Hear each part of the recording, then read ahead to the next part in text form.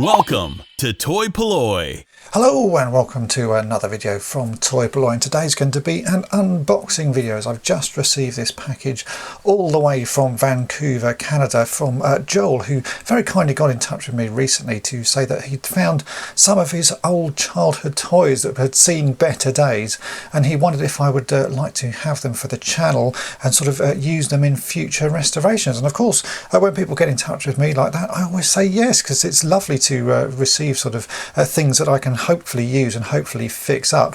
Now, chatting to Joel, I think most of this is going to be sort of Star Wars bits and bobs, which is great because I do a lot of Star Wars restorations here, and I have quite a few projects that I'm sort of working on and in need of parts, and I have a feeling that some of what's in here will be very useful for some future projects. So let's just get on and open this box. It only arrived yesterday, so I've not had a chance to have a look inside. So let's cut open the sellotape and we'll see what Joel has sent.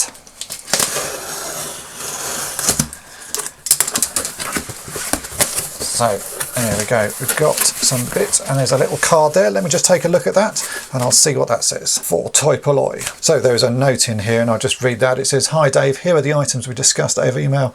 I've added a couple of extra surprises as well." Oh, I won't read the rest of that because it tells me what the surprises are. It says, "I also recall you only had one Ninja Turtle. I hope it's Raphael." I don't know. Do you know what? I don't know what my Ninja Turtle is. I'll have to dig it out of the box. I think it's got the wrong belt on it, but yeah. "Thanks for the great channel's videos, which bring our family much joy. All the best, Joel." And it says, "I thought this card is a good representation of Canada." There you go, that is a good representation of Canada. Now inside this, there are a couple of little pieces already, so I'll just show you those. There's a couple of stickers. One of them is definitely off the Falcon, I'm not quite sure what the other is. And then there are these two trading cards of Dengar and IG-88. Now I don't recognise these. Are these may be Topps cards, I'm not sure. It does, what's it saying? It says OPG? Not heard of those, but the interesting thing is because this is from Canada, these are in English and in French, which is quite a nice sort of little mix there. I don't actually have those cards, so they'll be nice to add to my collection. But let's jump on and see what's in the box. Now you can see the top of the box. Let's go straight in and we'll see what's in here. Oh look, it's all been wrapped up really very nicely. I think I might just tip this out and we'll start opening these sort of individually, but I can straight away see the bottom of an R2-D2. So yeah, let's empty this box out and I'll open each of these individually, so it's more like a sort of lucky dip. Right, here's all the pieces. It's as I say, it does look like a lucky dip, so it's going to be quite nice and quite fun to open all of these. I always like opening little bags like that. First up, there was this bag just sort of loose in there, which looks like it's got quite a selection of accessories and pieces in here. I can see that there are these are the crates for the Dagobah playset, which is actually pretty useful. I've just filmed a video on restoring one of these and I ended up using 3D prints because I couldn't find any. So there are some ones that I can swap out the 3D prints for. There's also the little sort of wood handle for that set. Then I can also see, well, that's the back of a snow speeder. That's also the harpoon block from a snow speeder. And that is something I really do need. Must be about 2 or 3 years ago, I restored and repaired Han Solo's blaster, and I ended up making this. This is the little clip that holds the battery compartment on. I ended up making myself one of these because I only had one, and this is an original one. So amazing. After all that time, I now have a proper one to swap out my sort of handmade one with. But very useful piece indeed.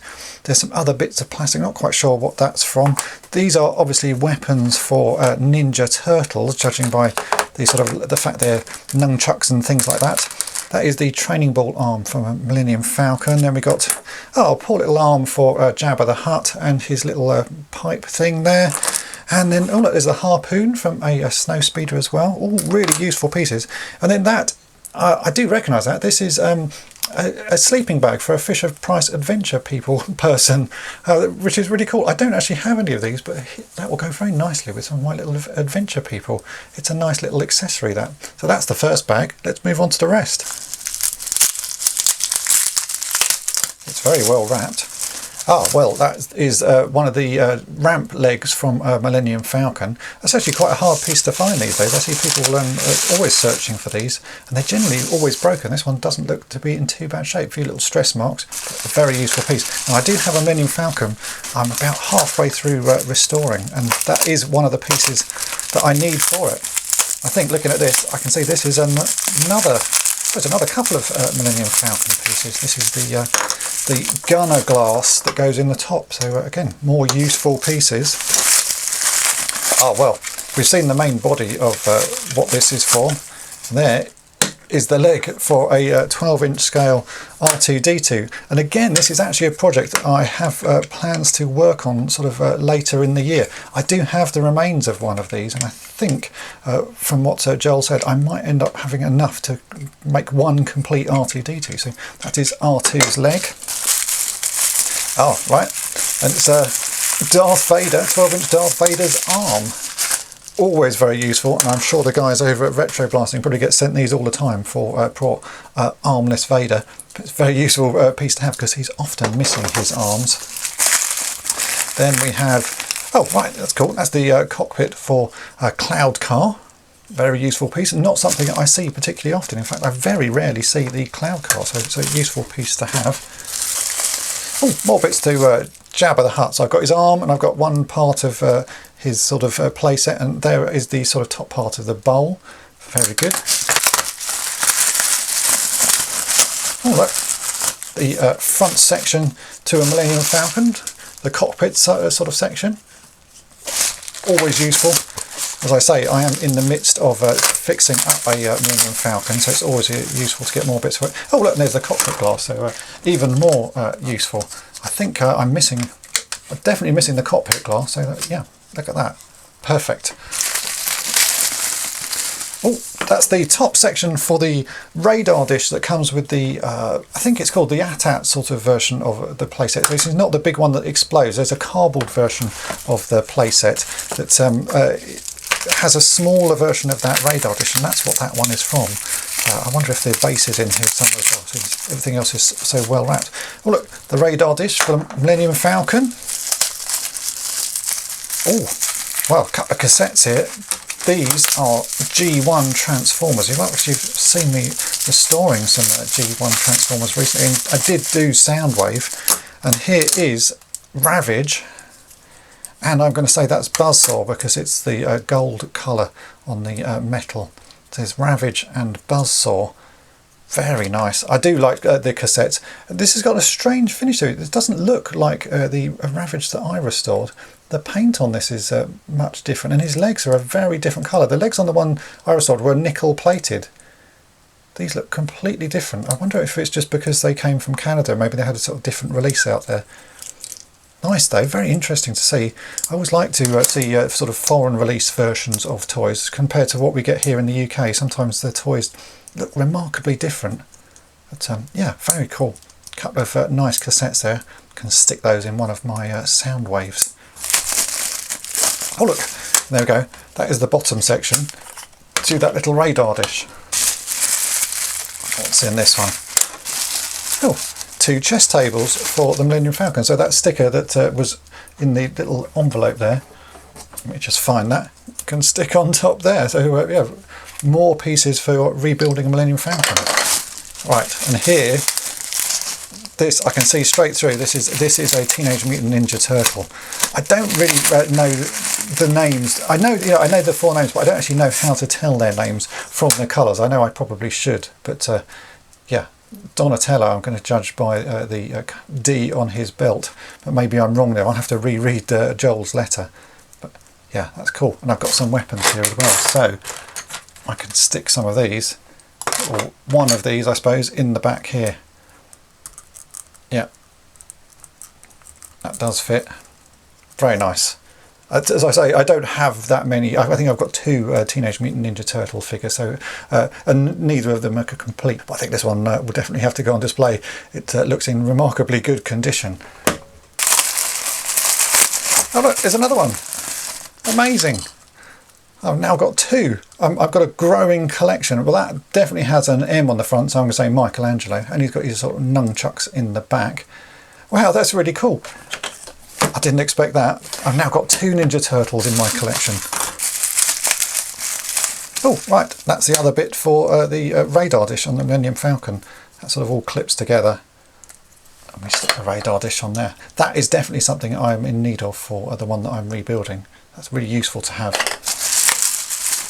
All right, the front drum to a snow speeder. I always have those on the go. If you've watched some of my videos, I do love snow speeders, and I think I've probably got 3 or 4 sort of in various states of sort of broken and to be fixed up in my loft.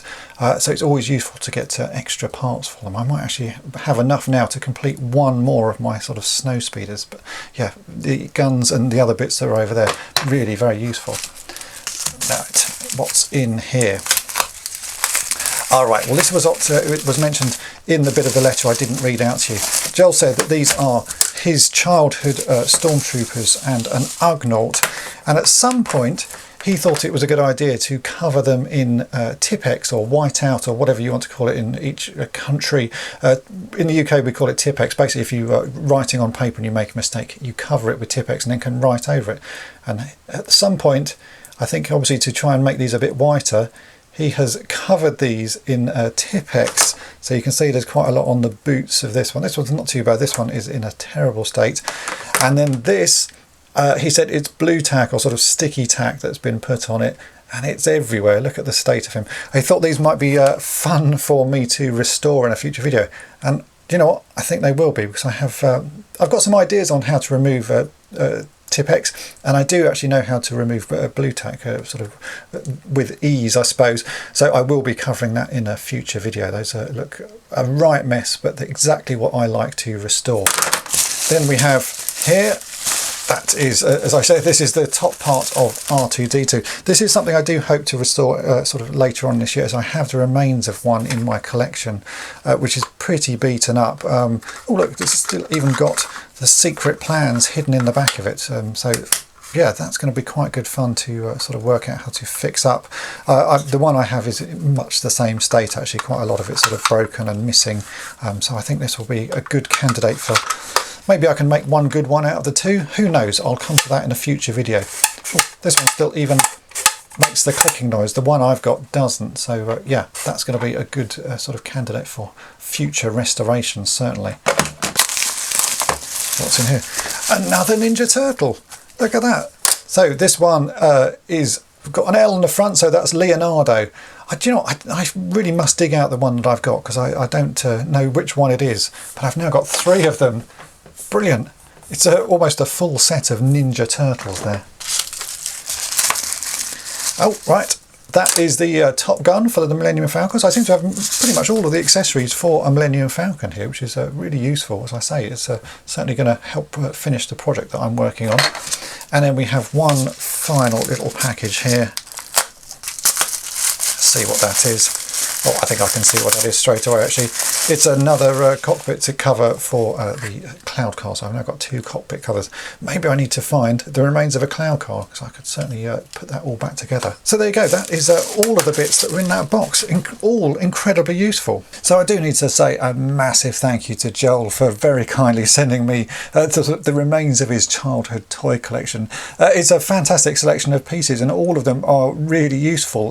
There's certainly so many sort of little bits of Star Wars stuff here that I can use to help finish up for some projects that I'm working on, and some of it I hope that you'll see in some future videos. Certainly I've already recorded one on the Dagobah playset, so what you see in there will now be replaced with these original ones, but yeah, those are so useful, those sorts of pieces. And then all the bits for the Falcon I can easily use on the project that I'm working on.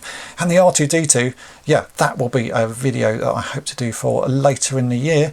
And yeah, a massive thank you for the 3 Ninja Turtles. That's great. I'm going to have to go and rummage around and see if I can find the one that I have, and hopefully it'll be the one that I don't have here, but if not, I think I might have to go and find the missing one, so that I've got a full set of Ninja Turtles, because now that I've got them, I can see why people like them. They do look really cool. So you never know, you may end up starting to see some Ninja Turtles videos on this channel as I start to get into that collection as well. So yeah, just a massive thank you to Joel. Really very kind of you to take the time to send these over.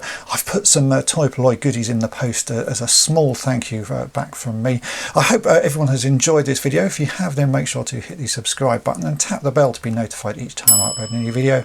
And thanks for watching.